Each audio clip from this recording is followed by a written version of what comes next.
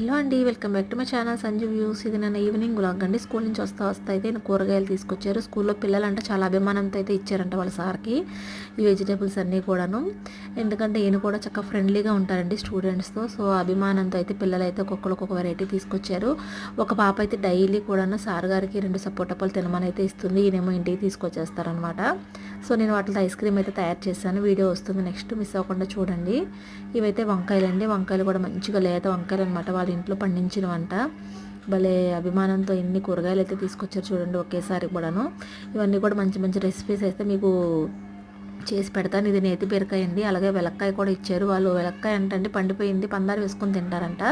Sir మీరు కూడా తినండి, చాలా బాగుంటుందని చెప్పి ఇచ్చారంటండి.